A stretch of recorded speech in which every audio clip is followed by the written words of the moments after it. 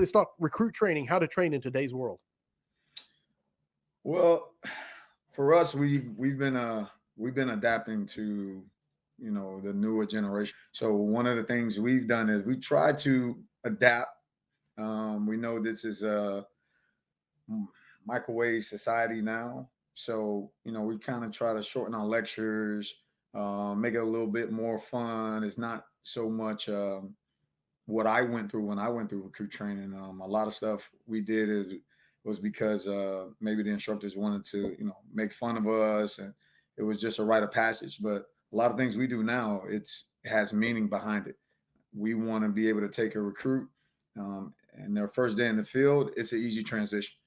So Nice. we've changed a lot of things. We changed the physical fitness from, I like to term it as, we went from jailhouse workouts to now they're more structured. Even our first day, which is considered our hell day per se, we've got extremely structured in that format. So we've done a lot of things to adjust to today's generation, but not neglecting what we used to do and the things that made the fire service what it is today. When you say you adapt the workouts, is there people that say you've just made it easier and softer, or is it just different? What's your answer to that? Absolutely not. What we've done is we've broken it down to 5 days. So on Mondays we lift weights and we do plyometrics.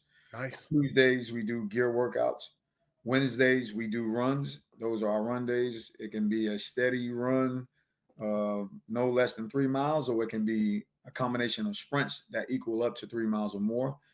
Thursdays we do your CrossFits and your WODs for all the CrossFitters, and Fridays, we do swim and yoga. Yoga isn't extremely popular, but I wasn't a big fan of it. But after doing it, I can definitely see its benefits. And the good thing about Fridays is we put our workouts or our PT at the end of the day to begin the recovering process leading into the weekend. So you mentioned Hell Day, the first day, Hell Day. Yes, sir. Can you elaborate? It's just a series of events, breaking them down and building them up. See who can tolerate the mental stress that we're about to put them through, the mental and the physical stress.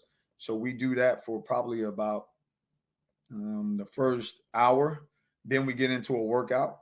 It's a structured workout that for the last, I'll say, 7 to 8 classes we've been doing. It's a nice workout to judge whether this recruit has come in physically prepared. And then we go over our recruit manual. And in the afternoon, there's another workout, but that one's in gear. So we're definitely testing them physically and mentally that day. The instructors are not participating in that day. We're just pretty much drill sergeants that day.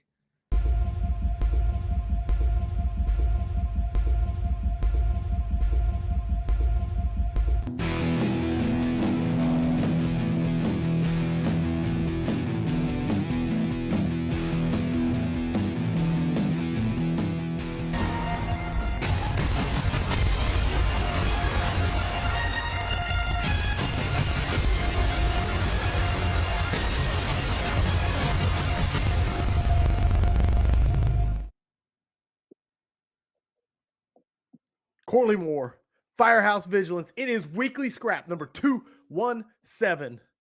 It is the one and only, the baddest hombre I know, Brian Crush. He is so badass. He makes onions cry. This man is so tough. He uses pepper spray to spice up his steaks. When the fire hears that Brian Crush has arrived on scene, it puts itself out. Brian Crush is so ingenious, he can kill 2 stones with 1 bird. Brian Crush once beat the sun in a staring contest. And for this intro, I got every one of these jokes from Brian Crush's mom. So with all of that being said, he's a mentor to me, a mentor to the fire service.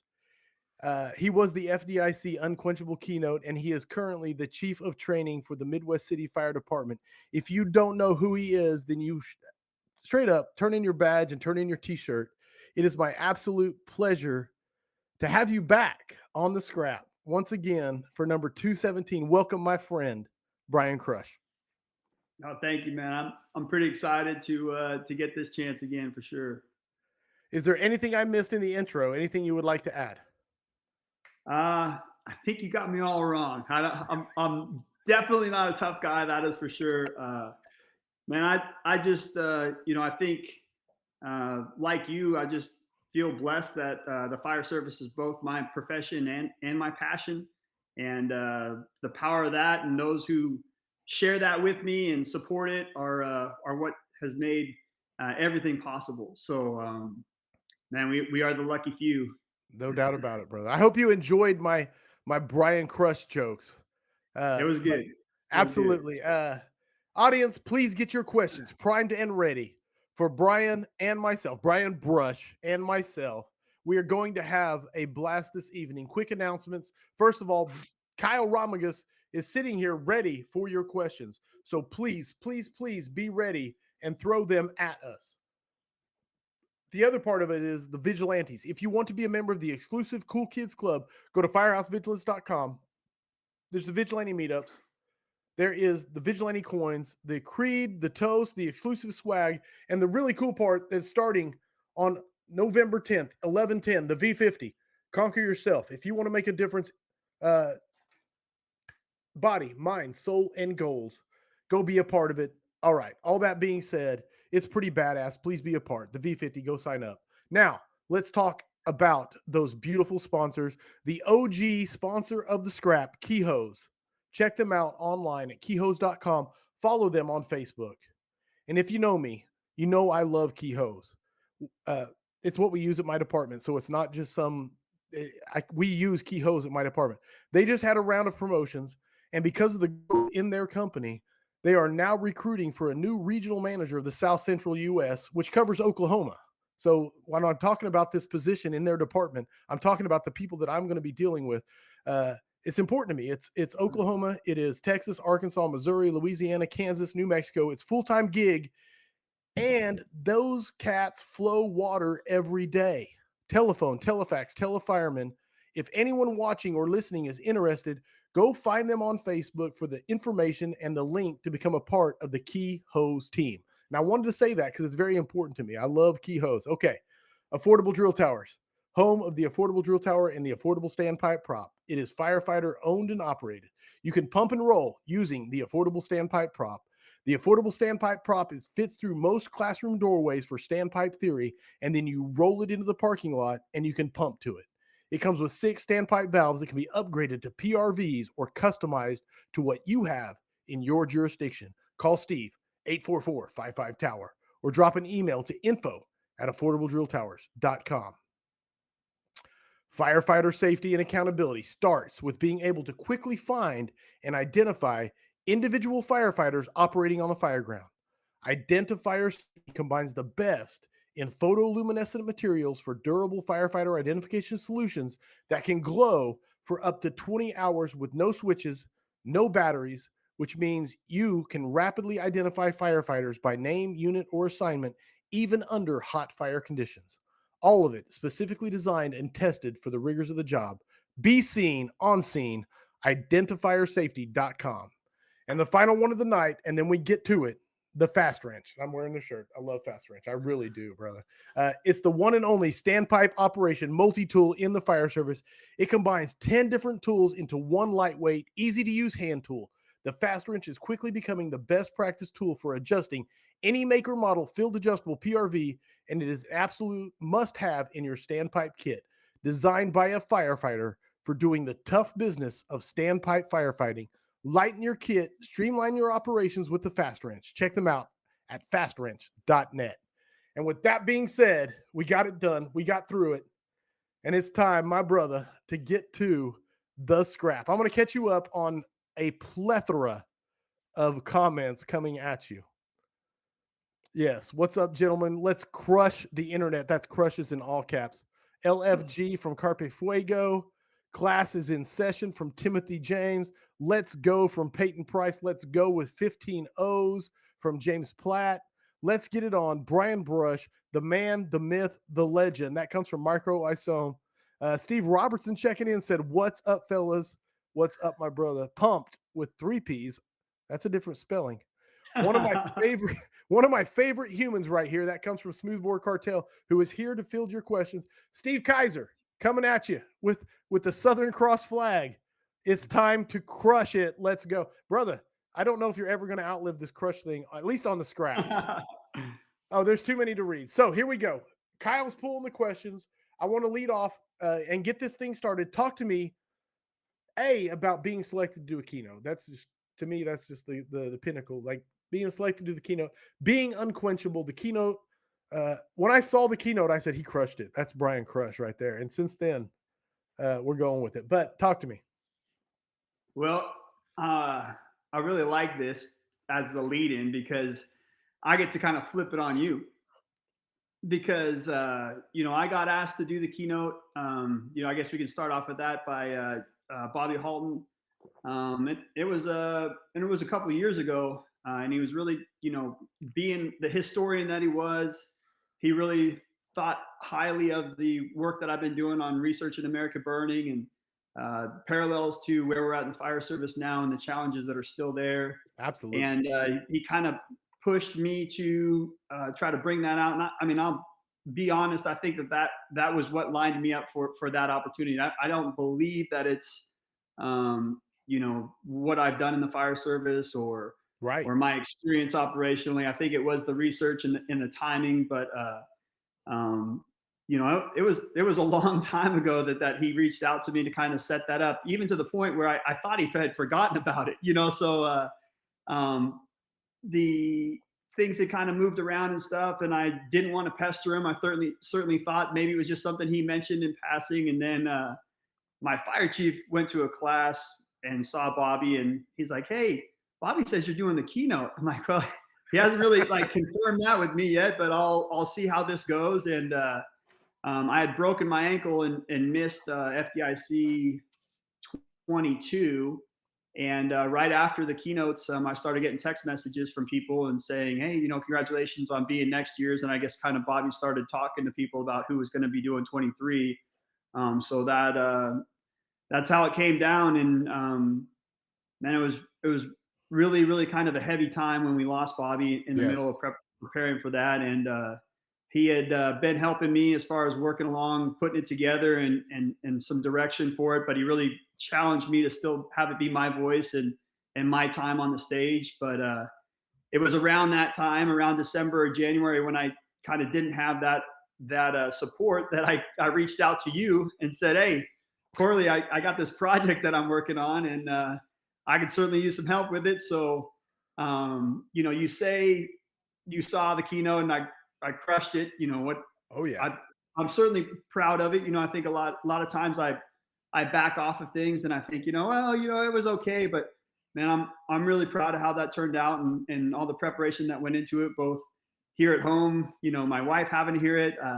I sent you, I don't know how many videos. I sent you Yes. scripts. For those out there listening, Corley worked with me for months, Corley and Kurt on putting that together. So, Corley, how was the keynote for you that to go and know that you had a hand in it? And I'm telling you, brother, like, because I was again, when I tell people I'm the luckiest dude in the fire service, the fact that I got to hear it like in its raw form, right, and then I got to give you feedback, which is cool. It's its own world where I get to give you feedback on what you're going to say on stage, but then you actually like took that feedback in, and I could see the evolution of it. Does that make sense? And the evolution of other people that you were reaching out to.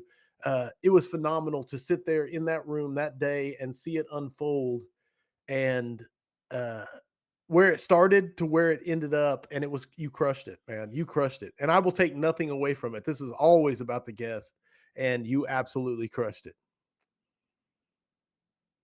Did I lose you?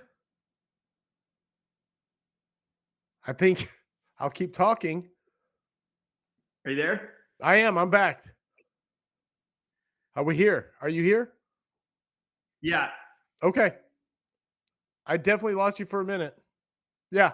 I left him speechless. Did you hear any of what I said or no?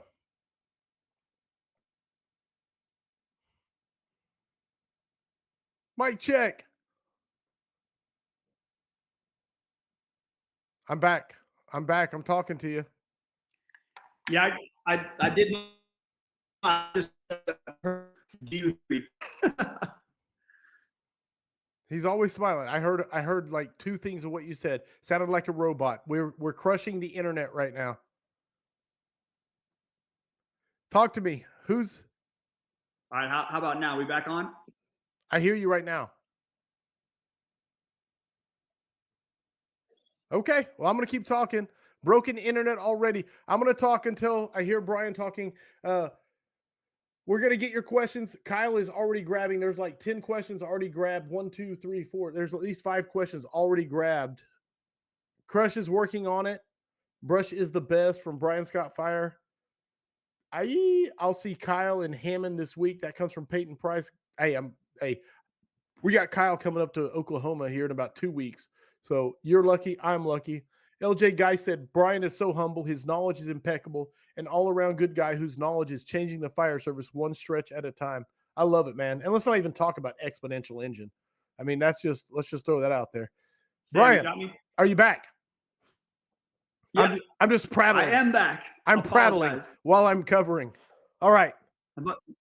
Must be my West Side Wi-Fi. I told you you were amazing, and you basically agreed with me, and that's where we're at. So you crushed. You absolutely crushed the keynote. It was well. amazing. Anyway, I guess what I missed was, again, you provided me a lot of feedback. I think you were kind of earlier this week or even earlier today, you put up a post about can you handle the truth, and I think that's and about getting better through the truth. And Bobby didn't shy away from telling you exactly what he thought, even though he believed in you and supported you and believed in my message. He wasn't just patting me on the back and saying, it'll be great. Whatever you do, it'll be great. And sometimes that's nice, but when you really do care about something being good, you got to find someone who you trust, who will tell you how to make it better.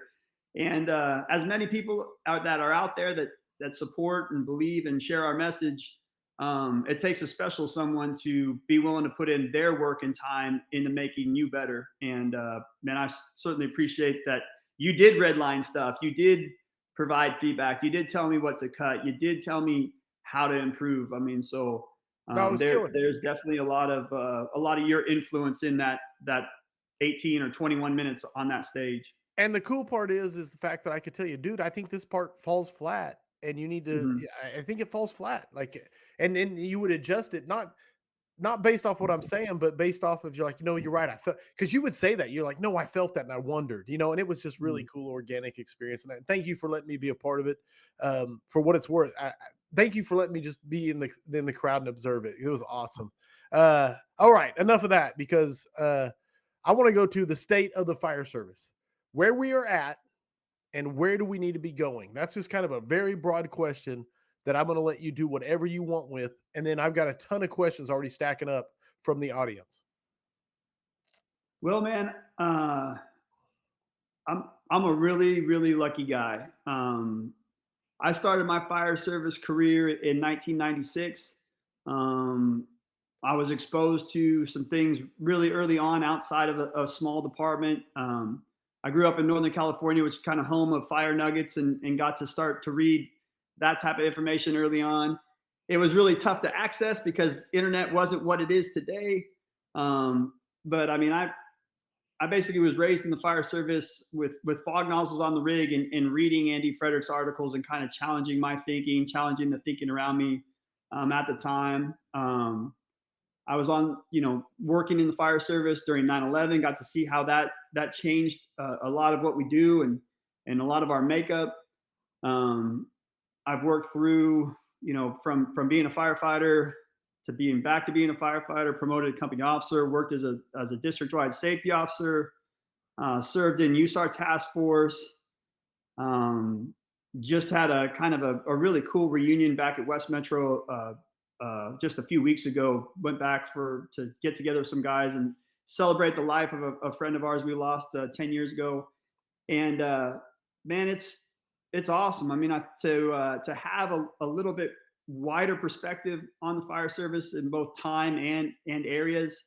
I think we're in a really good spot. I think we're in I think we're in an information age. When I think back to how I started the fire service, it was really difficult to get information beyond what you were told and brought up under experience.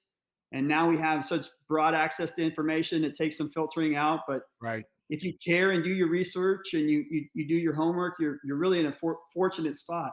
I think it's probably a better a better environment for passion and dedication and commitment to the fire service than we've ever been in. I think that there's ways to find peers and mentors well beyond your walls.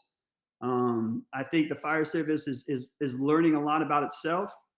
Um, I hope that we continue to learn that we have value, learn that people trust us, learn that what we're doing is right, learning that we're safer than we ever have been, learning that we have better ways to take care of people than we ever have been, both internally and externally. So Yes.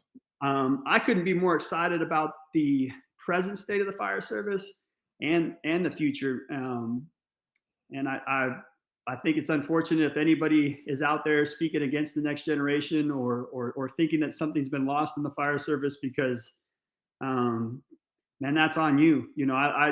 I see the kids on my son's baseball team, and yeah, my youngest son to my oldest son. I see my daughter in basketball, and they are all in on everything that they do, and they're excited about sports, which has a lot of parallels to the fire service. Yes. My oldest is excited about the fire service and the little exposure that he's gotten into. So I think if we recognize what works for them and we set the tone and the environment for it, then we are going to be successful. If we believe at all that the fire service future is going to look like the past, we're wrong, man. I mean, the fire service today doesn't look like it did 10 years ago. It doesn't look like it did 20 years ago. And I can say that because I've been a part of the fire service 10 and 20 years ago. There are core values and principles and concepts that carry through, but there's a lot around us that's moving on, and we have to stick with that. I think, I mean, I don't know. I guess being current is the currency of the current fire service. You got to know what's going on and be able to explain why we're doing things the way we are doing them now. Right. And if it was that it's always worked and we vetted it and we practiced it and this is the best way to execute these things, then at least you have that explanation. Wow. Okay, two things I want to tell you. First of all, we hit 100 messages in under 20 minutes, which is the fastest amount of time the audience has ever hit 100 messages. Just so you know, that's a really cool benchmark. The second thing, I don't know if you remember this, and you may have told this to many people, I don't know, but when you told me this, it hit me in my gut and it stuck with me. And it's part of what you just said. And it's like when you get outside the walls of your fire service, you realize that the fire service has no walls. And that was one of the most profound things someone has told me in the fire service. I'm not lying to you. It was one of those the scales fall off the eyes type moments. And it's kind of what you're saying here, at least early on before you got yeah, but I love it, brother. I absolutely love that message, man. 100%. But I Are mean, you I guess it's a blessing, and that's how the way I was brought into the fire service was, that hey man, we can show you what we can here at Forestville Fire Department, but if you really want to learn, then here's some guys at Santa Rosa Fire that will take you under, and here's how you get into the Cal Fire, which at the time was CDF, yes. and here's some articles to read that I would recommend. I mean, I was I was brought up under people who were again, like I said, who shared a passion for the fire service with me, who supported my dreams and my ambitions, and then that's the key there, man. When you're it's hard to be what you can't see, and early on I was shown that being an ambassador of the fire service and being a connector in the fire service is an important part of bringing people up, and I didn't know any other way, so I don't think there's a better connector in the fire service. Steve Rock, because we were both at the we were in your city at the Fools Conference just a couple weeks ago. Steve Robertson's there, and he's like, Brian Brush is like the evil mastermind. He's like the mastermind behind the scenes. He's like, hey, here's an idea. How about you do this? And he just kicks the ball rolling down the hill, and before you know it, this boulder is careening down the hill, which is a huge compliment. I hope you take it in the way it Yeah. was intended, man, because he's like, he comes up with these ideas and then he just like hands them off and says, run with this, and it's brilliant.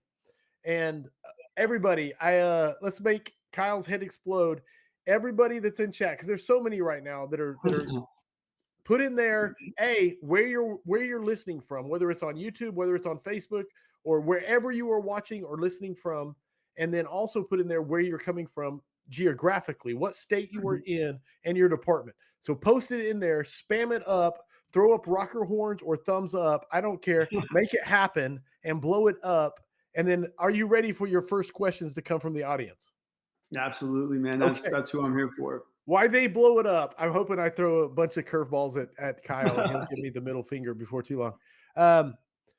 Jeff Luce out of Texas wants to know, question, Chief, what is the future of NERIS and FRS data? I I don't have that answer.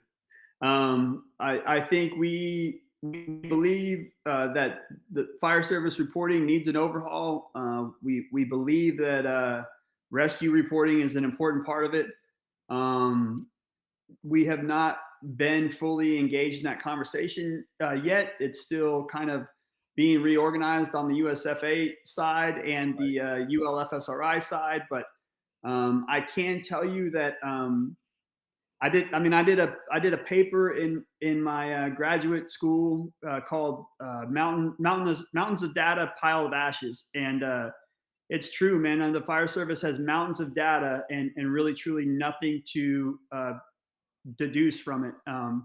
And ULFSRI fortunately has decided to get in the game and say, with all this data, we need to start having it contribute to the conversation on where the fire service is at, what adjustments we need to make, especially operationally. So I know they're tackling that project. I know for the guys like us, rescues is a very critical part of that. But when you're overhauling a system that's a vision of 50 years and in action for the last 40 years and on some data technology, it's going to be a long time before they get to folding us in. I think you'll see evolutions in FRS in the next few years. We're working really closely with some companies right now, and also through our data validation team. I mean, the team at Firefighter Rescue Survey has grown. We're getting much higher quality information and stuff, and we want to turn it out to people. We may hopefully be rolling out some dashboards, ways to display our information, ways for people to chop it up and mix it around a little bit better. So I don't know that there'll be a true partnership between the new system and FRS. I think there's a lot of value in data sets staying kind of separated, not in silos, but a little bit separated. So that way you can refer to them and cross-reference them. But Jeff, I wish I had an answer, buddy, but it's still very early in that world. I love it, bro. I know it's a great answer. First of all, a great answer to a great question, which is multifaceted without a doubt. And it's just the future is exciting because of the sheer amount of data that we can now collect that we couldn't even do before. Even your project that you did almost single-handedly for your doctorate, the project. Absolutely. I'm sorry because I did blow up. I don't even know. Kyle's like, you got to make him stop. You guys absolutely crushed it there. Land of Misfits and All Things Fire. Ask, as the chief of training, what's the worst excuse you have ever heard for not training? Worst excuse you've ever heard? Man, I don't know. I mean, here's the thing, man. I think the excuses really don't matter. I think we all know, like even when someone shows up, whether they have an excuse or not. I mean, whether they're publicly saying they don't want to be there or they're trying to get out of it or whatever. I mean, that's as the chief of training, your responsibility is to train them, and you got to work through it. It's a bummer because I think that Corley we kind of talked about it as like challenge is the key to longevity. I think honestly, that's true. I think some of the most disgruntled people in our organizations are the most comfortable, and Ooh, I that's think solid. that's probably the biggest issue is that you're not challenging them, and people who challenge and who meet a challenge, they get motivated and they want to keep moving. So um, it's tough. I mean, I'm the only guy in the training division, Right. No, it's and crazy I'm to the me. training That chief, blows so my it's mind hard that you're hard the to training push. chief, only guy in the training, and bigger than my department. It's crazy that you wear that. But go ahead. Sorry. Well, I mean that's a tough position because your position of authority, your white shirt, all these types of things. It's hard to motivate from the middle or have a peer relationship with some people. So, but people need challenge. Like I said, comfort is on par with disgruntledness. It seems to be that way. So you gotta push people. You gotta motivate them. The only way I can is by staying in shape and showing them that I can force a door too, that I can throw a ladder too, that I can move hose lines as well. Still be an administrator, still provide research in the why. I mean, I try to cover all the bases you can. They can provide excuses, but honestly, in a career organization, in today's professional fire service, training is not an option; it's an expectation. And Right. and excuse all you want. We're going to work, and we just got to fight through it. Uh, Kyle actually wants to know, where can a guy get this paper to read? Mountains of Data, Pile of Ashes. Where do you get it? Can you search it and Well, I find it mean, from that? Kyle's the guy. I mean, it's kind of it's a paper from a semester class that I did. It's a little dry, but it was what I had to write up to kind of present the case for my master's project, my practicum. So it was the precursor to that. It was my explanation of what was missing in the fire service data. But Kyle, I'll shoot it to you, and then you can throw it in the bro file or whatever we need to do with it. I'll shoot me a message or something like that to remind me because I'm real short on memory. So We'll stay on top of Brian. We will get it in the Bro Drive. The Bro Drive is the greatest source of fire knowledge. Um, you might even be. I did a presentation for a Chiefs research group. So mountains of data piles. That a YouTube video might even be out there on it okay. somewhere from an Chiefs research symposium or something like that. Maybe like 2019 or something. I love this question. This one just popped up and I read it, and Kyle hasn't even grabbed it yet, but I'm throwing it. It says, Michael Ramirez says, my simple question: are y'all tired of getting asked the same questions? Laugh out loud. And so, no, it's crazy because we do get asked a lot of the same questions over and over and over, but that's because um, the same problems exist over and over and over. And I never get tired of it because I constantly love attacking it from different angles.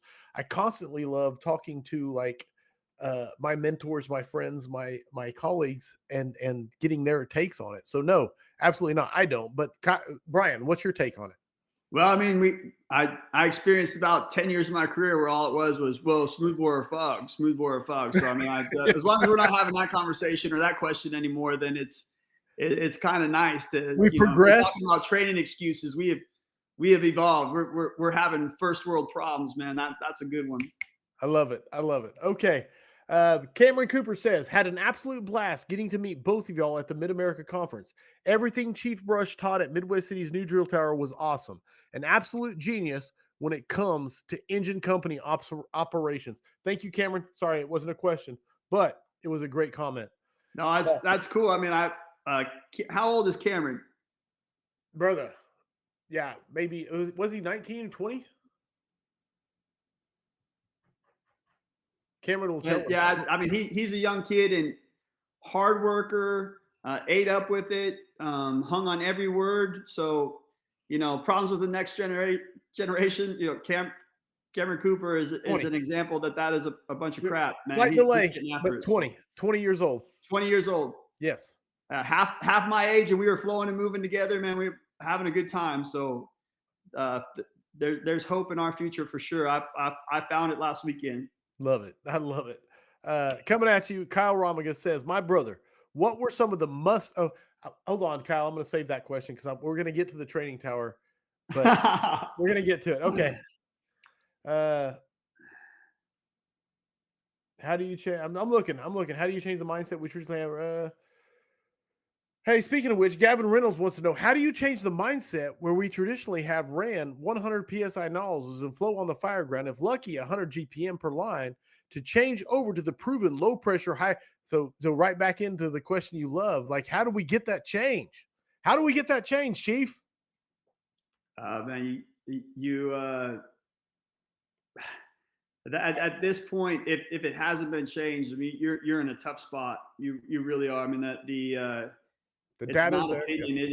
It is all data. And I'm sure I'm sure the same people that are barriers on this are making you bring them data on, fire trucks and all type of stuff. They're just not listening to you. So um, I don't know. It pains me to think that there's still organizations buying 100 psi fog nozzles. I think if you look at the data from Elkhart Brass, they put out their sales things. I mean, I think it was just about 10 years ago. It made up the majority of their nozzle purchases, and now I think automatics and 100 psi's are less than 10% of their sales, and most of that is exterior and industrial and those types of settings. So, buddy, I'm sorry. If you need some information, Kyle, the Engine Company Resurrection Group, you can Google and search some files and just bury them with information.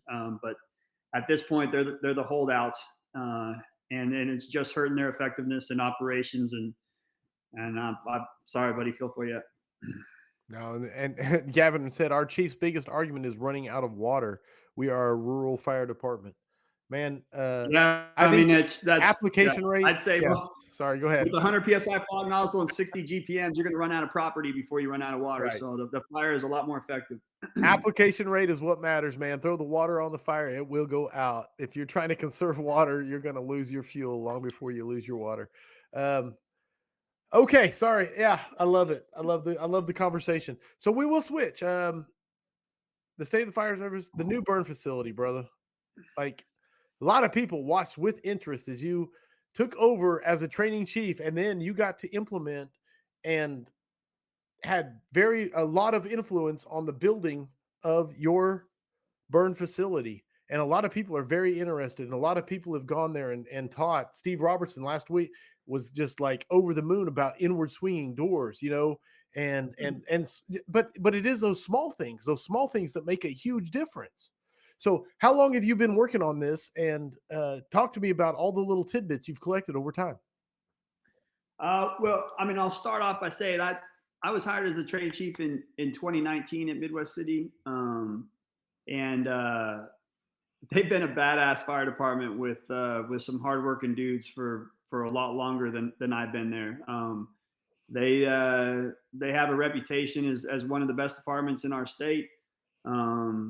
The groundwork was there for just hardworking guys, really dedicated to what they do, and very very proud. That is a proud city through and through, not just the fire department, but through and through.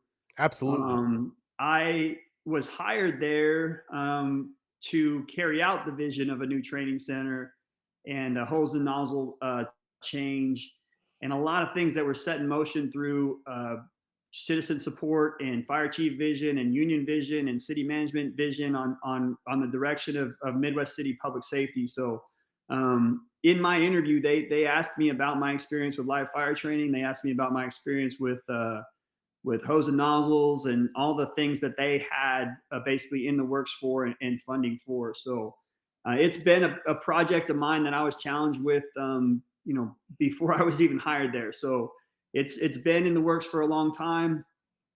We had some certain setbacks. We had a location setback with the city, so we had to find a different site. We had obviously the COVID setback. But all those things just bought me more time to refine the plan. I'll tell you what, man. Going around,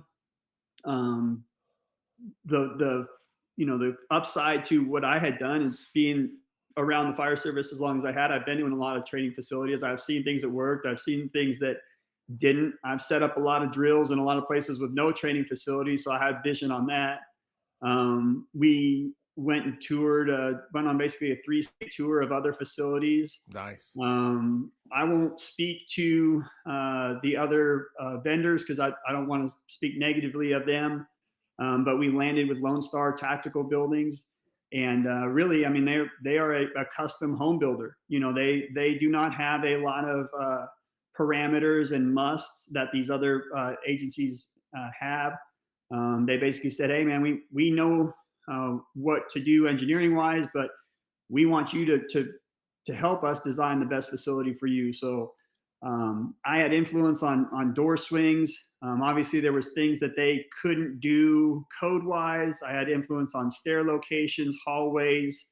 But I kid you not, the second day of them assembling containers, we were still discussing where we wanted our second floor burn room. Uh, we were influencing that right up to the final stage because I wanted to. You're seeing a lot of things on paper. You're seeing a lot of things on emails back and forth, but until you're walking the building and really able to see the fire dynamics in your own brain, we set it up just right, and they've continued to be really really helpful with us. We're looking at 2 other burn room locations or reinforced area locations, but man, I'm blessed, dude. I mean, I've heard so I many had good the things about it, trust brother. of my fire chief. I had the trust of our union. I had the trust of our members to set this thing up for them for success. And you know, we got a department of 80 people, and we could be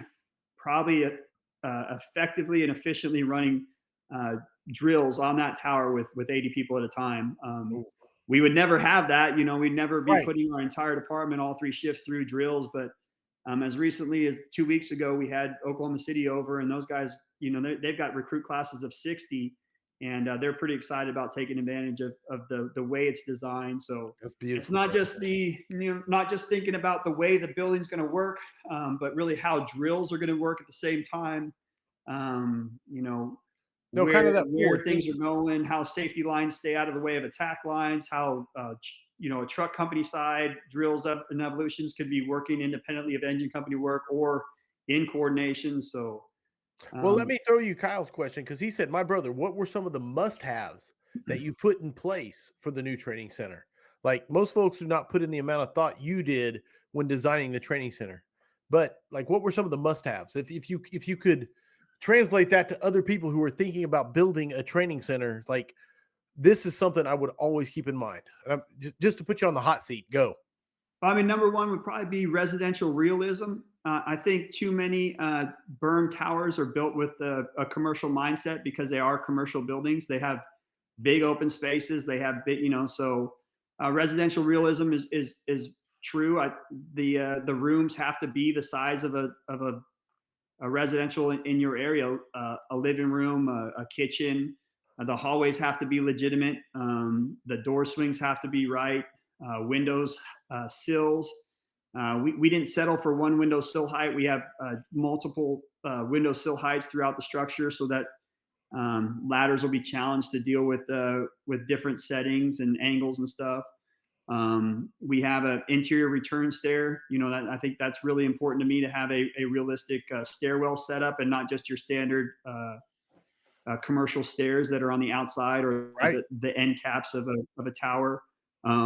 Our city, as you know, Midwest City being in the flight path of Teacher Air Force Base, we're a low rise city. We have a lot of 2-story, 3-story stuff, but that's pretty much it. So making sure our tower has a good reflection of our 2-story apartments and our 3-story apartments, and being reflective of that more so than a you know a building that isn't true to our area.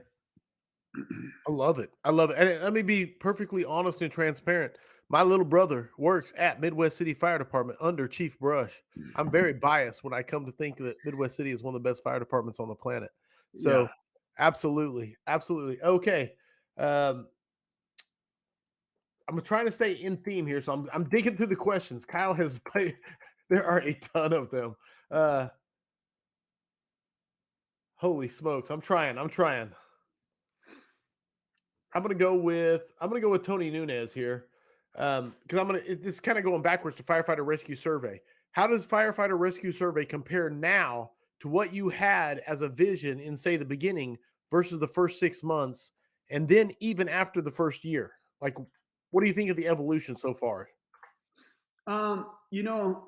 So that there's a little bit of a kind of a misunderstanding. So I'm a late add-on tag along to the firefighter rescue survey. The firefighter rescue survey and firefighter rescue recording goes back to 2015, 2016. Isaacson, Brian Olson, Justin McWilliams, Nick Ledeen, guys kind of got this ball rolling. They had been refining it over the years. I kind of started down this path in grad school to thinking that there was something that maybe I could contribute and be a part of, and then also maybe give the platform a little bit of a validation, Like, taking it you were through more a of a spotlight, kind of just yes, exactly. I'm just a look at highlighter, this man. thing. Just a highlighter. But what's important to people is stamps of validation. And we tried through some other agencies. We tried through an IFC. We tried through some other sources, but academic validation is important, and Oklahoma State University certainly helped that. So my research connected to the Firefighter Rescue Survey. Obviously, I was looking up news stories and trying to compare it to the U.S. Fire Administration reporting system, and then following that up with the Firefighter Rescue Survey. So, and if anybody's wanting that access to, it's the Fireground Civilian Rescue Research Project. That was, I was looking at the number of rescues, whereas the Firefighter Rescue Survey was looking at how they were going down. So, so with that being said, we were collecting, rescues in the hundreds prior to 2020, 2021 when this came out, and then now I think, man, we will probably start to get pretty close to collecting 1,000 surveys a year, probably next year. So highlighting the project, connecting it to the research, doing the reports, the monthly reports that we did during the research project, getting the chance to speak to it at the FDIC keynote. All those things hopefully start to drive us to collecting more rescue surveys. So Tony, man, my vision is to just do my part to grow it, and just contribute to what I can towards moving the sticks on it, and getting us hopefully to a point where we can say confidently we are rescuing more people. At this time, all we can say is that we're collecting more rescue surveys every year. Right on. But until we get to the point where we're like, man, we had, for a few years, 2-3 years, where we were collecting about 3,000 rescue surveys, and now we've had 3 or 4 years where we're collecting 4,000 rescue surveys. That's where we can really start to say the fire service is saving more people. And hopefully see the exponential growth because I firmly believe, I believe you believe with me, is it underreported still, even with Yeah. the work being done, underreported. Absolutely. Some guy named Jonas Smith wants to know, Brian, as a training chief, how do you ensure that your training hits both the veterans and the new guys, gals to gain buy-in on what you're doing? You can't. You can't please everybody, Jonah. I think you know that. So you do a training and you do your best, and some of them will hit with the old guys, some of them will hit with the new guys, some of them will hit with both, some of them will hit with none, and then you go back and you do it again the next day. So yeah, man, it's not always going to work, and unless you're from out of town. The best way to be an effective training chief is to go out of state or go to another coast. And when you show up, they're just excited to hear from somebody that isn't their training chief, and you're pretty effective with everybody. Solid. I can't argue. Excuse me. I love Cameron Cooper said this. He said, a cool feature of Midwest City's new training ground, if you're lucky, an F-22 Raptor will fly by and you get to hear the sound of the afterburners. So that is the coolest. I will tell you, man, it's again, back to Midwest City. I heard it once referred to as a red, white, and blue collar city, and that is true, man. Very, very patriotic and proud city. We do have fighter jets and bombers and AWACS going over our head all the time, and I like to think that they're looking down at the firefighters training, thinking, "Man, when I ever get tired of flying this fighter jet, I think I might be a firefighter because that looks pretty cool." This question. Now I'm gonna use this question as a teaser for next week because Ray McCormick is coming on next week to do nothing but talk about this topic, which is the hen nozzle. But Dan Bender said Brian will probably not want to answer this question. Thoughts on what I feel is the elephant in the room, the hen nozzle. I don't have enough years in my life left to attempt to change the mindset of a group again. I'm old. And I get that. So that's the reason we're doing the scrap next week, which is I try not to do. I think there's enough interest in the hen nozzle for its own scrap just to kind of deep dive and talk about it. Any thoughts you want to share prior to the scrap next week? I'll give you an out there. I don't, man. I can't. I haven't touched it, seen it. You know, I've seen videos, but I'm not. We're in the same boat. We are in Yeah, the same boat. yeah, That's why I said, Ray, yeah. come on and talk to us. I don't want it to be a commercial for the hen nozzle. I want it to be there's a lot of questions. And I just want to say, here's what we know. So Dan, I didn't want to avoid your question. I wanted to throw it out there. I love this one because this comes from DJ Stone, one of my favorite people on the planet. DJ or Shannon, it's a question on which is my favorite Stone brother. What's your advice for fire departments who do not have a training division to facilitate drills? You know, we had this kind of discussion the other day. I think providing a prescription, a drill prescription, is really effective. You know, we prescribe half of the hours that our companies are expected to do. So, you know, for example, our companies are expected to accomplish 16 hours of company level training throughout the month. So we pre-prescribe 8 of those hours out of the training division. So, and training division is Brush. So Brush tells the guys what they're going to do with 8 hours of their time. And I tend to break that down by firefighter, driver, company officer, shift commander, coordinating something, EMS. So as much as guys say out loud they don't want to be told what to do, having explicit expectations, having a checklist really works for a lot of our guys. So and you know, as a department, you don't have a training division. If you can create those, and at least that is something that they are the outline is at least common. If it's stretch an inch and 3/4, you know, all the companies might do it in a different place, but at least your expectation is for them to deploy that. So right. I'm a big fan of walking into the gym in the morning and knowing what my workout is on the board, from the warm up to the exercises to the cool down. I like walking in the firehouse in the morning as a firefighter, knowing what the plan of the day was. I loved having morning meetings with the company officer and knowing what we wanted to accomplish, because if we got all those things done, then we could do what we wanted to do. And if we didn't get those things done, then we would revisit them the next steps. So, and to the next generation, man, I think our younger generation is more accustomed to be told exactly what to do. So explicit instructions and expectations, I think, is a really good tool, as much as there might be some pushback to it. Sure. No, and it's fair. And you've dealt with this a lot, so I like this. Again, so many questions. Brother, I'm trying to get the questions to you as fast as possible. Hey, Crush, as a 13-year student of the game that started when I was 20, I battle the millennial title. Myself and my peers have dedicated to the craft, but can't shake the reputation.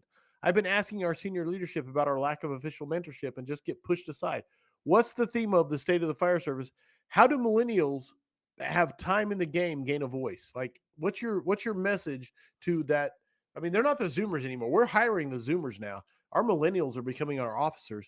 What's your message to them as they battle their way into positions that you battled for earlier as a tweener / old Gen or young Gen X, I should say? Well, I mean, so this is a tough one because senior leadership is important, you know, absolutely, but they just simply aren't the future of the organization. So, I mean, you have to work on senior leadership and getting things done, but it shouldn't come at the expense of the future of your organization. You know, if you're not making progress with those above you, work really hard on those around you. Because the bigger body of people is the firefighters. Regardless of the organization, there's probably 5 firefighters to every 1 administrator. So the you know getting them in the game, keeping them involved, challenging them, um, it's it's probably a bummer to say that the world is less sentimental now than it ever has been. Um, but it's kind of just the way it is, man. It's people want to know why you're doing things the way you're doing them now, and less about what you used to do in the past. And then even more so, those coming into a fire department want to know what you're going to do next, what the options and opportunities are in the future, because they have the long timeline. So, um, yeah, I mean, it's tough, man. Managing frustrations and change and getting buy-in at the top is tough, but um, they're your shortest term investment. You get a chief to buy in that's 6 months from walking out the door. Um, it's just not quite the return that you want. It is effective, you know, because they will support moves that trickle down. And I wouldn't say, I'm not going to say stop trying to reach out to them, but um, you get a connection with a firefighter on just body mechanics in a forcible entry door, and they've learned to trust something that you have to provide them, and then they'll be more open to hearing the next thing, and they'll be more open to hearing the next thing. So um, the senior leadership is the bigger game, but what is it, two birds in the hand, or I don't know, whatever. Having a couple firefighters on board with what you want to do, and I'll tell you the same thing. I mean, it's if you can get three shifts at the same fire station to agree on something, sometimes that's more effective than having an entire shift agreeing on something. So because it creates buy-in across the board at a lower level. No, I love it. No, I love it. And the thing you were looking for was my terrible jokes at the beginning from Chuck Norris about two stones, one bird. Yeah. Yeah, that's what terrible jokes. But no, Chief Dennis Riley coming at you. He said, First Line Fire Service Training wants to know, do you think annual company evaluations against time standards have value? Um, I think they do, but it's kind of got to be the end game. You know, I think if you look at NFPA 1410, they have time standards for evolutions, and I think that's great. But you know, time's only one measurement, as we know with a lot of different things. You can do things on time, and they're terrible. I'm a, you know, if you want to take, for example, Midwest City, we brought in kind of clarified and redefined and measured out about 8 multi-company evolutions. They're just two company evolutions, hose work, a supply, or to the aerial, or to a mid-rise building. So they're 2 company evolutions. We started them a few years back, and they were part of the you know, the monthly prescriptions. We would assign them, and they were kind of, this is the expectation of a drill. Right. Well, you know, for the first year, it was just going through and learning those. And then the second year, now you're revisiting them. The third year, they were kind of now dealer's choice, but everybody was familiar with them. So hopefully, you know, 5 years from now, it's a kind of our way of doing business. So it both Right. becomes the MCE, becomes the SOP, and then maybe we put a stopwatch to it. But I think that there's probably Todd Edwards and Steve will kind of absolutely know exactly what I'm talking about. Sometimes a stopwatch comes out a little bit too early, and clear expectations and a walkthrough and participation and success and understanding is more important than doing something fast. Oh, I like it. I like it. Crawl first and make sure you crawl well Yeah. before you try to walk it. No, I love it. I mean, like, again, that's a little bit different. I'd have the stopwatch out all the time for recruit firefighters. You know, Right. that's an added level of pressure back to courts, you know, drill. But incumbent company operations that you are trying to be successful in, that needs to be your focus. focus. Successful drills, appropriate practices over speed. Man, there's so many good questions. I'm trying to figure out the best ones. What do you say to people who, with the Firefighter Rescue Survey, it's especially the pushback of, well, that's not validated. It's not, it's just people voluntary, et cetera, et cetera. What do you say to that? What's your answer to that argument? Well, I think they're misinformed. I think it is validated. So we have a validation team. We have people who are on our team who are reviewing the submissions. We request a news link to it. That's just the first step. We'll get it in. We'll see if there's a news story. Just the same thing as when I went through my master's program, I would check it to multiple news stories, or see if there was a news story and a department press release. So yeah, they are voluntarily submitted, but guess what? INFRS is voluntarily submitted. Right. U.S. Fire Administration is voluntarily submitted. NFPA is voluntarily submitted. So I don't know anything in the fire service that is truly mandatory. And some of our biggest organizations, some of the biggest departments in the country, don't participate in a lot of our big data sets. So if we get duplicate reports, we double check those. I mean, that's one of the coolest things, man. The other day, the validation team found this one rescue in this department. It had 7 reports or something. I mean, how exciting is that a department had a rescue, and 7 people at that department were so proud that they jumped on to report it. Right. We want to encourage that. Like, we don't want to discourage it. We don't want people to think, oh, well, somebody probably put that in. No, man, put it in, because we'll go through it. And when we can see that this is the same rescue and it wasn't multiple people at that same occupancy, then we'll filter it out and clean it up. But at this point, with almost 4,000, if not more than 4,000 rescues, I mean, if one's falsely reported, if 2's falsely reported, if 10 are falsely reported, it's not going to move the needle on our data set. And I don't know. It's really kind of funny when I hear those types of comments, because it's like, who out there is really that concerned or does not want to believe Right. in this data set? I mean, you're really not a good fit for us. Like, if Please you're retire. that much of a pessimist that you think that reporting civilian rescues is not the right thing, and that there's people that are even more evil than you that would go in and falsely report rescues, then, man, I'm sorry. I'm sorry that that's where your head at. But I believe in what we do. I believe in firefighters across this country, and I believe that there's a greater sense and pride in what we do in making rescues than there is an evil empire to take us down. So Please hold. Keep talking while I timestamp that, because that's going to be the sound bite for the beginning of the podcast. Sorry, I got to timestamp it. usually you say keep talking. I've got to go use the restroom because I have a small bladder. I've heard that multiple times. No, I have a giant bladder. I drink a lot. That's the thing. You want a soft toss or you want a challenging question? Your choice.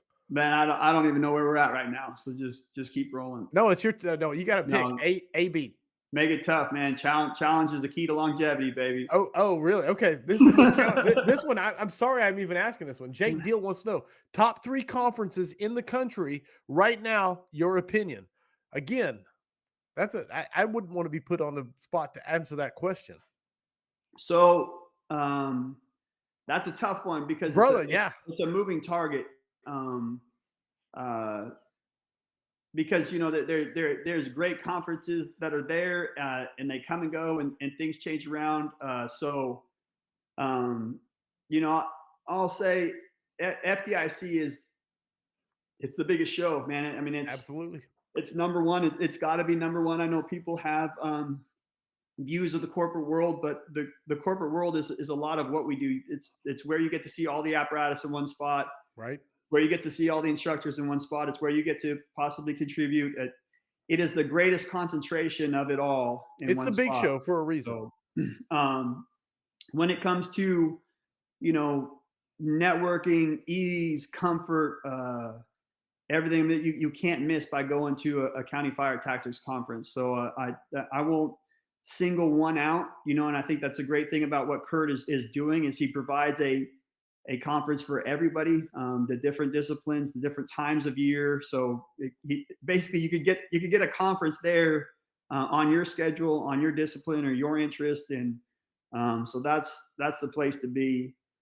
And then I guess uh, the last one, and I don't want them to be in order or anything like that, but Right. No, I'm with you. I'd say FDTN, while it's not a conference, it is a place, just like the CFT that you need to experience. You have to see that place. And if you can't make it to FDTN, then attend a regional conference. The regional conferences, wherever you're at, you can find one that's at least one state away. That'll be a light day of travel for you, but probably really high quality, really high Right. concentration, be it Mile High or the Bay Area or Carolina Fire Days or Lone Star Work or I mean any number of Yes, the Fire dozens. Nuggets ones. Yes. It's so FDIC, a CFT, or FDTN, and uh, please attend a regional conference, because the other best part about the regional conferences is you're networking with people that are in your locale, in your geographic area, be it the Pacific Northwest or the Southwest or the Midwest.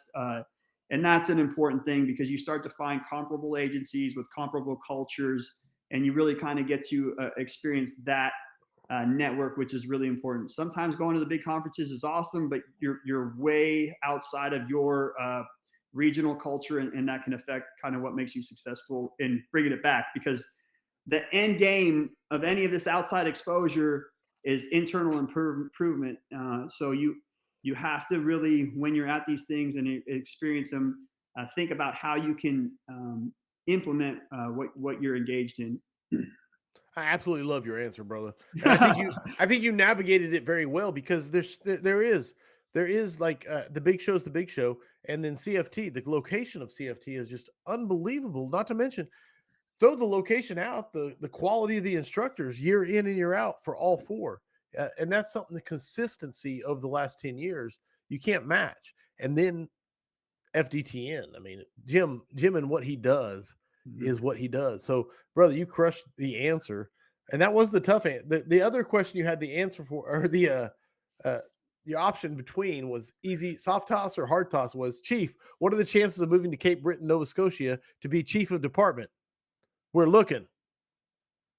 The every day that goes by makes me realize I don't have 5 bugle blood, man. I don't.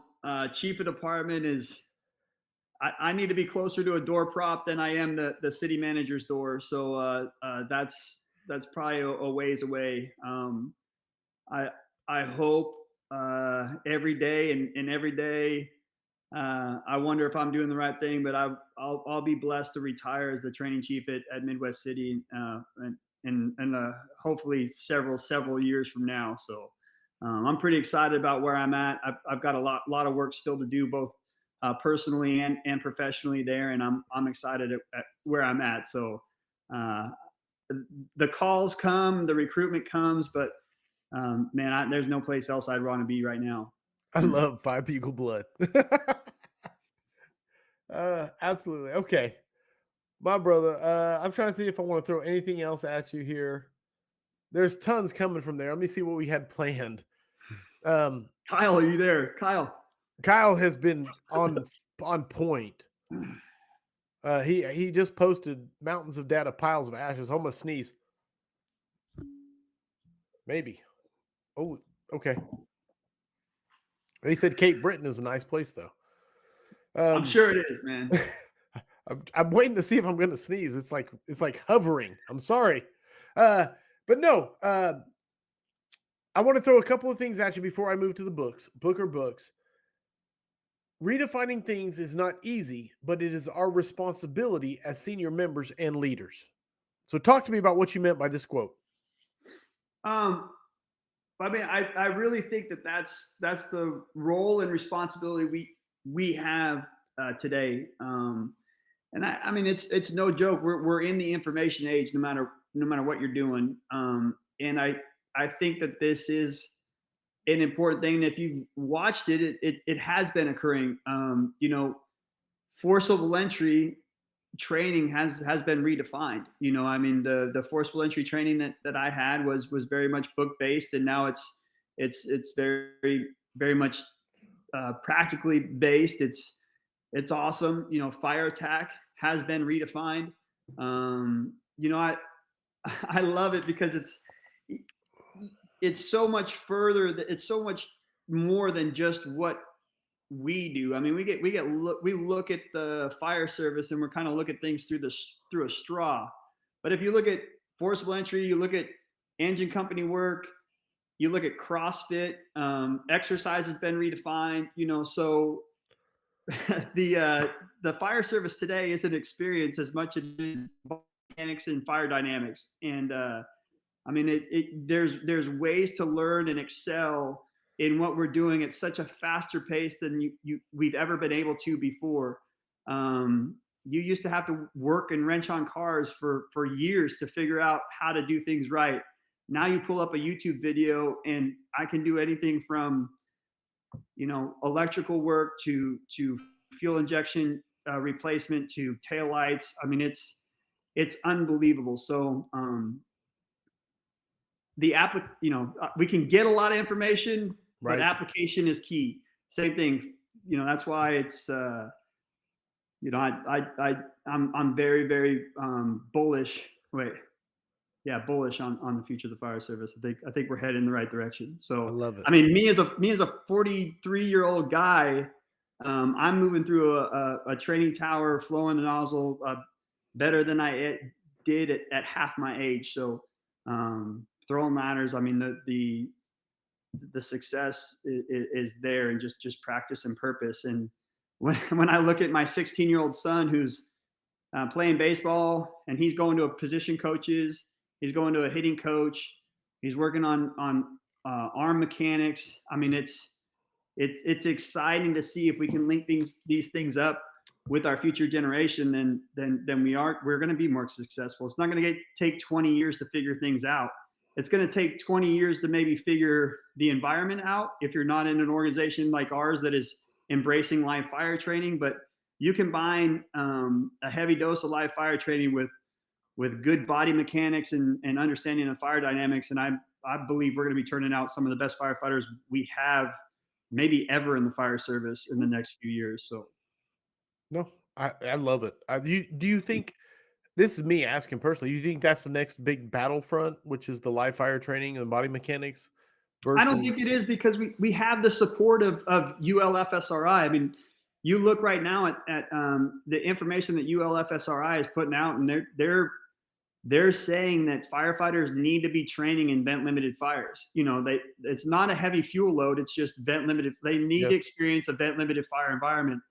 You look at ULFSRI talking about flowing and moving is the best technique. So we have, you know, we are very much aligning academics with practicality and practitioners. And you know, and that's the thing that's encouraging is that, you know, the some of those old school things are being confirmed, and some things are being trashed. You know, so we are uh, distilling the best of the fire service right now.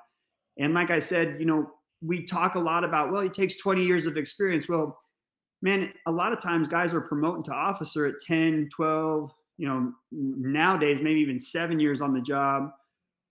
So with 20 years of experience, you're now 13, 15 years removed from being on the nozzle, and right, the environment has changed in those things. So I'm excited in the sense like guys like your brother, you know, guys like your son, they are getting experience transmitted to them in other ways. right, The way that we're able to show them videos of fire dynamics day in and day out, where it would take them years to see different fire presentations inside house fires. So their gain transmissions being transmitted or experiences being transmitted to them. They're not right, necessarily right. gaining it over time, but and then moving through houses, they're getting to see how that technique is. Just like you know, trying to learn to deadlift and bench press and squat on your own versus having somebody really coaching you through it is amazing. So the level of fitness of firefighters is higher than it ever has been. That's being reflected in the downturn of our cardiac events. I mean, like I said, man, I don't know what to say, man. Firefighters are safer, fitter, smarter than they ever have been. We just Which need to make sure that they're motivated, proud, and excited on those same levels. I love, dude. I love what you just said because and combine that with and have more information at their fingertips than has ever been available before. If we're willing to vet it and say yes, this is good, And I especially think from the that's what I'm positions saying of by authority. I think Sorry. that's what I'm saying by redefining it. It's take what you know and to change the way you think and the way you see things and be that leader to say, hey, fire attack was this for me coming up, but what I've seen, what I've learned, I now think it should be this. It's just like Right. transitional attack. We first, we're exposed to transitional attack as from the outside in. I try to redefine that and say transitional attack is any time you change the compartment in which you're operating. From the front door into the living room is a transition. You need to assess the environment. You need to address the thermal threat, but it's in a different location. As you move to a hallway, you're transitioning from a large area to a smaller area. You have to reassess, reapply, relocate. Redefine So that heat um, flux you're factor. you're Yeah. Yeah. constantly transitioning throughout the structure. You may be transitioning your body from one need to another to make a different move. Um, it's important to redefine search. It's important to redefine everything that we're doing constantly. And by redefining, it doesn't mean throwing everything away. It doesn't mean not doing what we used to do. It's that kind of evolution of stuff. So Love it. I absolutely love it. Which I will transition from that to. There's so many we could go on, but I want to transition from that to book or books. I haven't got to ask you this question in 2.5 years, but book or books that you think firefighters should be reading, fire man, service yeah. related or unrelated. It doesn't matter. What books do you think firefighters should be reading? Well, one, just read. Yes, there's no Yes. book that is going to hurt you. I just finished up Killers of the Flower Moon and then went and saw it today. What'd you think? But Off topic. what's that? What'd you think? Yes, no. I love Scorsese, so I want to know. I think you need to read the book and see the movie. Okay. Okay. I'll read into that what I want. Go ahead. Go ahead. Go ahead.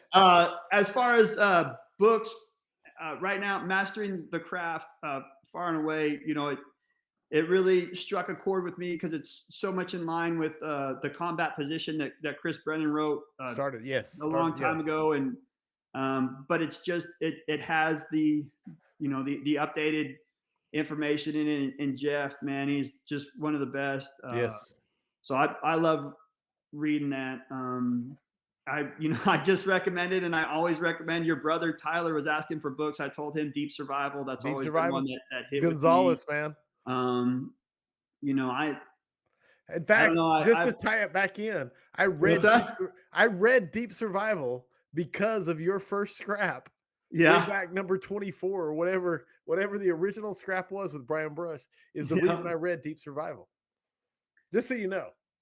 Good. It's a good. I mean, No, I it's still phenomenal, go man. to it. 12 Rules of Life. I think that's an important one because it's managing expectations. It's knowing that life is going to be hard, knowing that there's going to be challenges, understanding the true deeper meanings of fighting for things and what fighting and losing is all about. I mean, it's a great one. I mean, I don't know, Ben. It's read, just read. There's a lot of great stuff out there. Back to how we started this off, finding a trusted voice, man. Thompson reached out to me years ago, and he's like, "Hey, Brian, I kind of like what you're doing. Would you be interested in reading a little bit about this book?" And I've kind of got some ideas, and man, he threw that out to a few people, and I got to work really, really closely with Thompson on his book, and it really made an impact on me that he was so trusting of my feedback. Even some of it was brutally honest and Right? critical.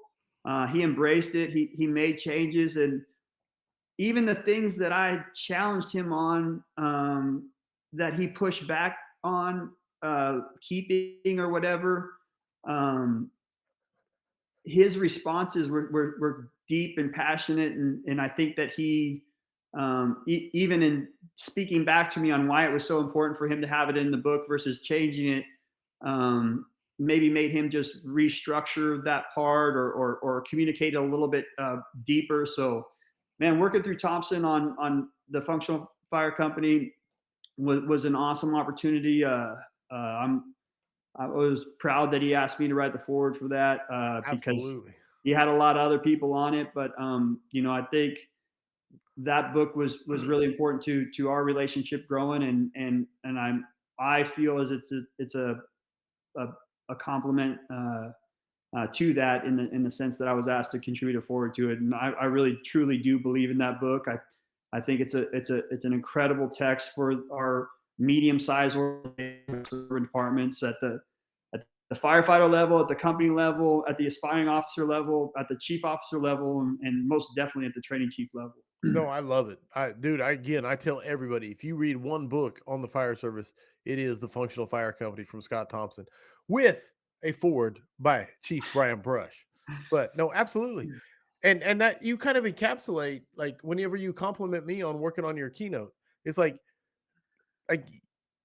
to be able to say that I was in the same room as that, you know what I'm saying? Like the same thing you're saying about writing the forward for Brush's for Thompson's book.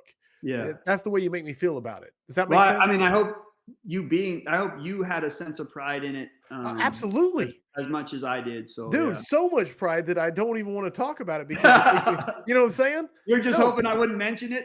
Yes, absolutely. But anyway, so that it's that same sense. Anyway, there you go. A great list of books, but this is my favorite part. I wish I hadn't walked on the quote, just read. Just Yeah, read. yeah, Like yeah. 100%, just read. Uh, I love it. Okay, so we have a thing we do. I don't even know if it was around the first time you were here. I think I just asked one question the first time when you were around. But now we do the 5 questions for firefighters.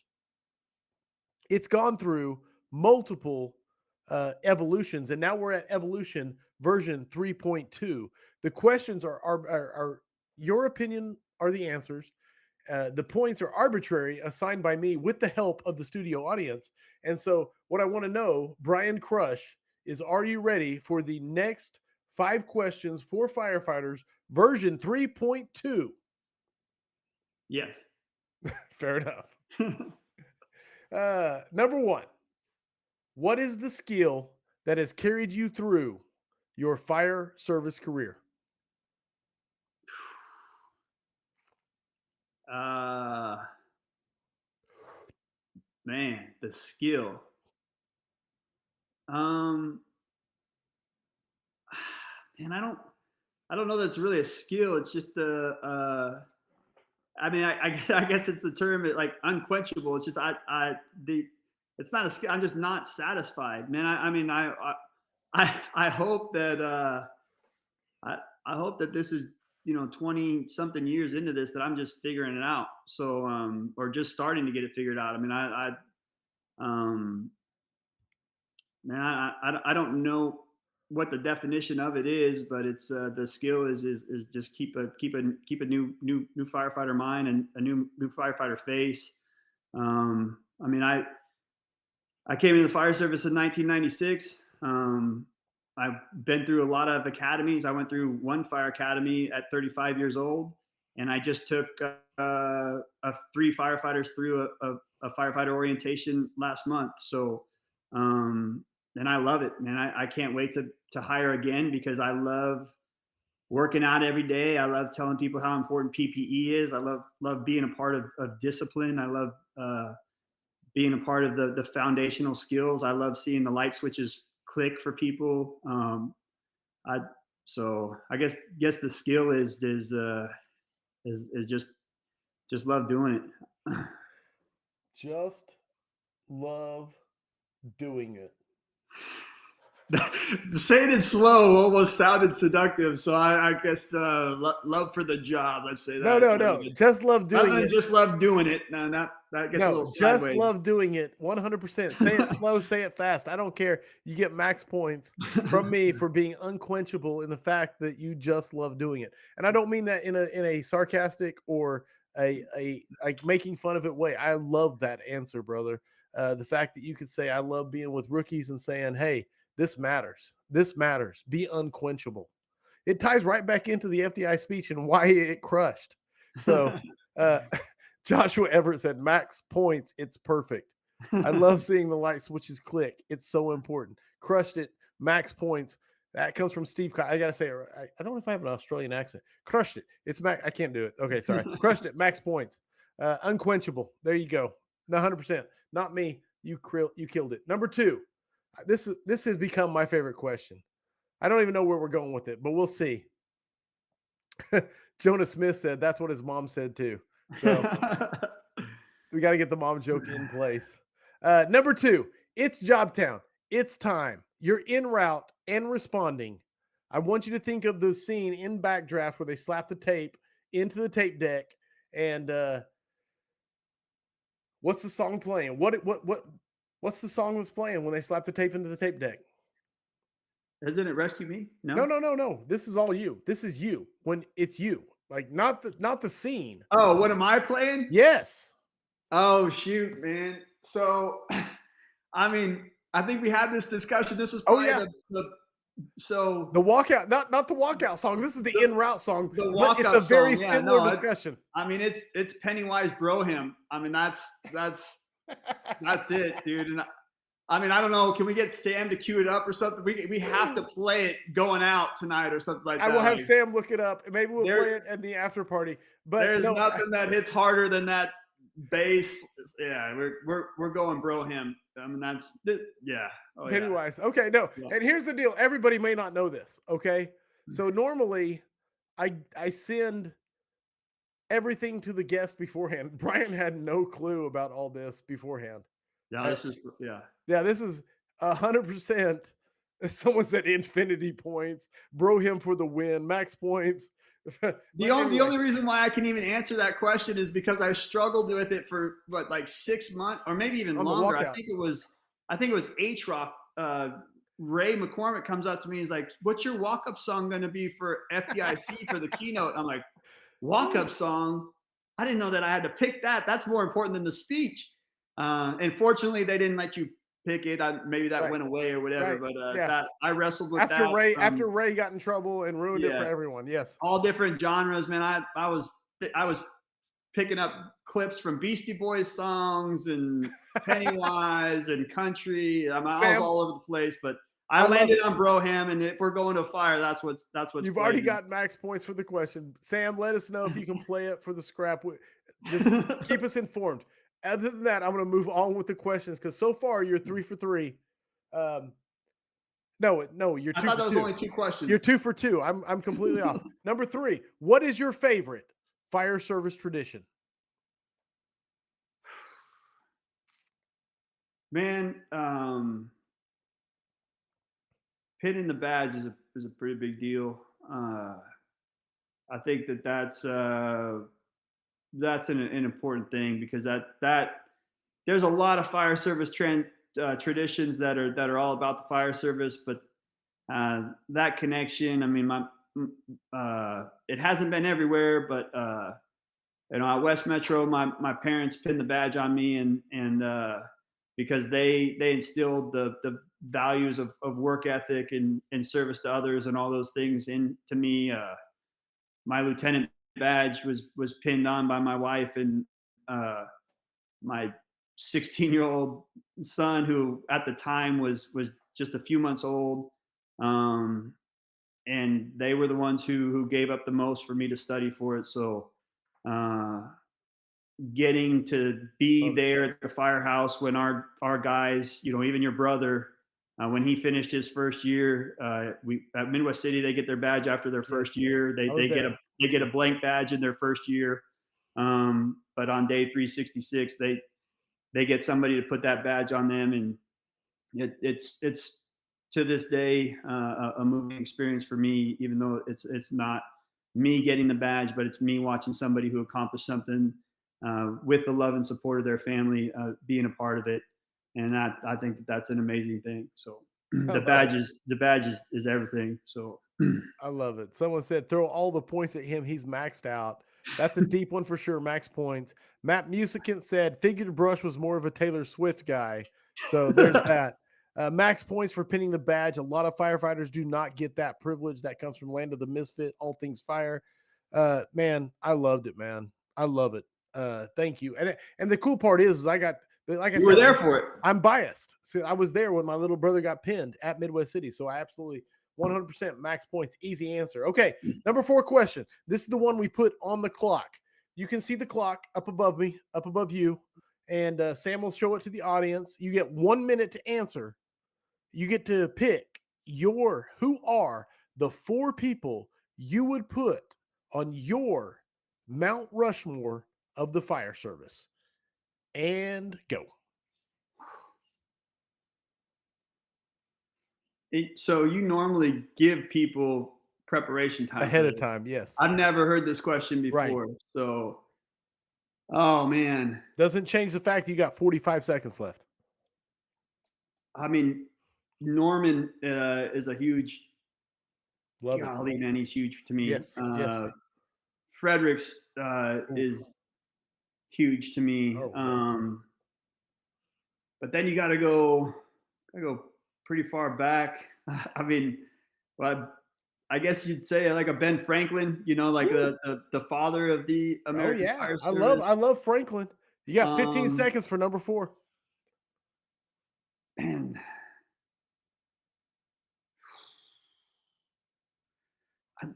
I don't know. Freed, maybe. I mean, there's some. Yeah, I don't.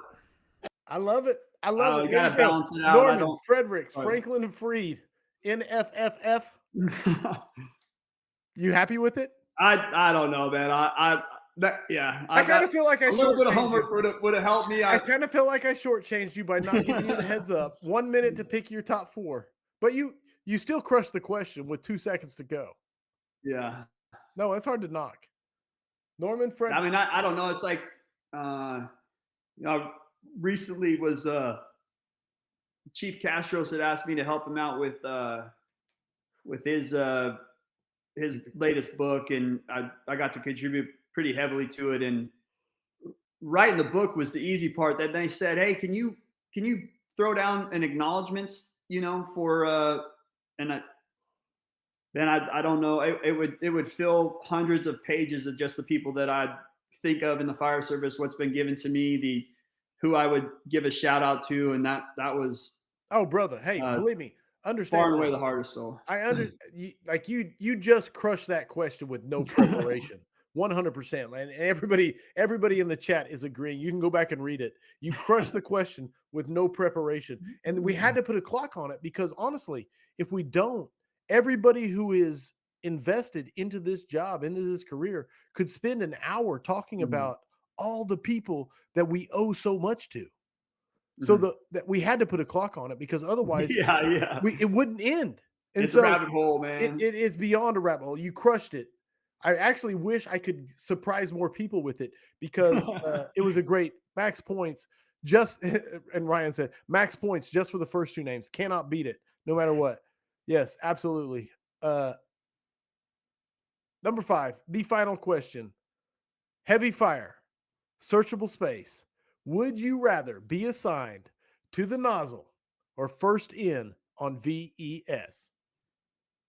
So it's not even close. Okay. But I'll give you both.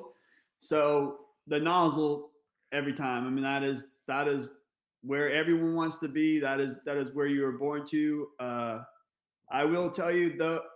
I mean, vent enter search is awesome. I remember a few opportunities getting to do it, and the funny thing is, though, as far as being on the nozzle or vent enter search, one of my favorite memories of conducting a vent enter search was we took out a window in the room. We're working through the room, and I remember hearing the hose stream. So engine 7 was working in the front door, going up the stairs. It was a second floor fire.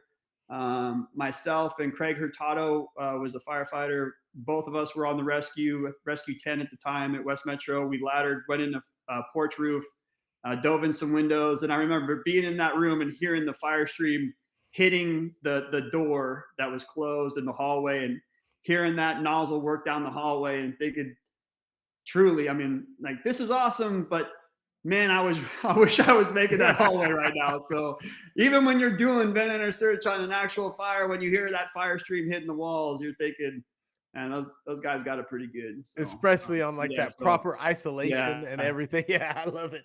All I mean, just to say is, cutting the hole is awesome, and those guys on the roof are thinking, man, that's a pretty good fire in there. Those guys on the nozzle are having a good time right now. So everybody around the fire ground, they talk about, everything on the fire ground supports fire attack and supports search.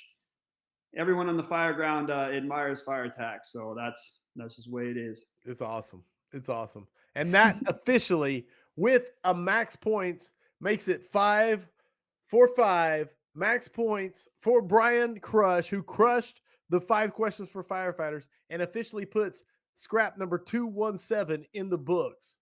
My brother, Brian Brush, what is the first of all, thank you for sharing your evening with us and coming back on the show. And second, best way to get a hold of you, get information from you, reach out to you for articles, etc. Best way to get a hold of you.